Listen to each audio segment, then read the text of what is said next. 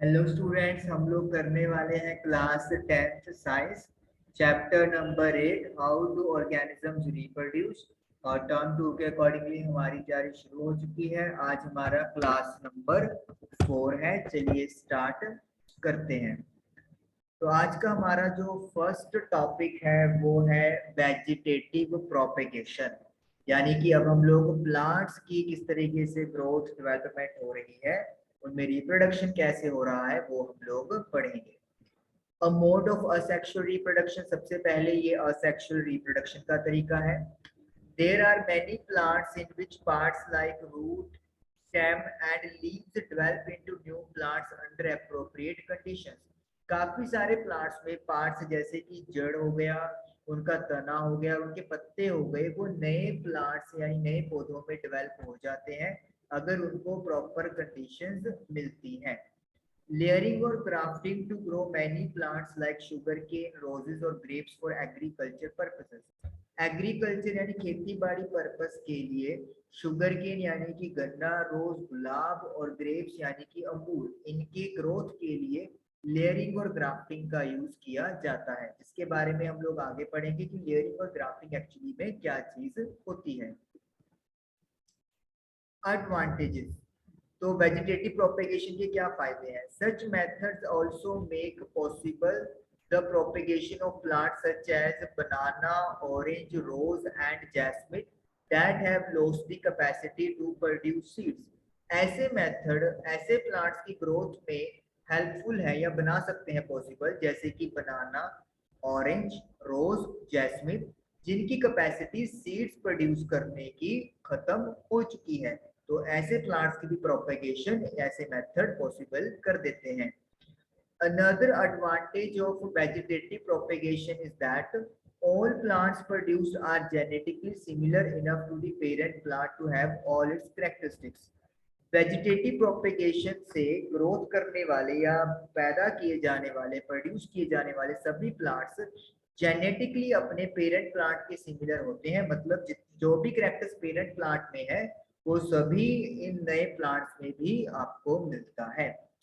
Plants raised by vegetative propagation can bear flowers and fruits earlier than those produced from the seeds। एक आपका plant ऐसे है जो आपने सीड से प्रोड्यूस किया और एक वेजिटेटिव प्रोपेगेशन से। तो जो प्लांट आपने वेजिटेटिव प्रोपेगेशन से रेज किया है उसके जो फ्लावर यानी फूल और फ्रूट्स है वो जल्दी आएंगे एज कंपेयर टू उस प्लांट से जो आपने सीड के थ्रू प्रोड्यूस किया है। तो मतलब ये आप लोगों का ग्रोथ जल्दी देता है और फ्रूट्स और फ्लावर्स की डेवलपमेंट भी जल्दी होती है। नाउ लेयरिंग एंड ग्राफ्टिंग, जो हमने फर्स्ट स्लाइड में देखा। What is layering? A technique of plant propagation where the new plant remains at least partially attached to and to the mother plant while forming new roots and can occur naturally through modified stem structure। Layering एक वो technique है vegetative propagation की जिसमें नया plant चाहे कुछ हिस्सा ही हो लेकिन वो मदर प्लांट के साथ जुड़ा रहता है जब तक कि वो नई रूट्स डेवलप नहीं कर लेता। मतलब नई रूट्स डेवलप होने तक वो मदर प्लांट से अटैच रहेगा और ये नेचुरली भी हो जाता है अगर स्टेम स्ट्रक्चर कई बार मॉडिफाई कर जाता है। तो लेयरिंग में आप अगर समझे तो इसको सिंपल सी मैं आपको बताऊंगा। जैसे सपोज कर लो ये एक प्लांट है लाइक दिस, तो आपने इसके एक स्टेम को क्या कर दिया, यहाँ पे सॉइल के अंदर इसको दबा दिया।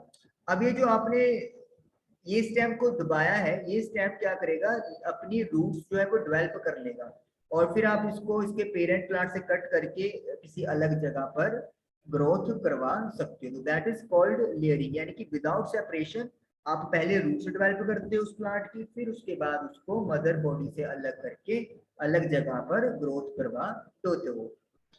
Grafting, propagation by combining a scion of one plant and connecting it to the stalk of another। इसमें आपके पास दो प्लांट होते हैं।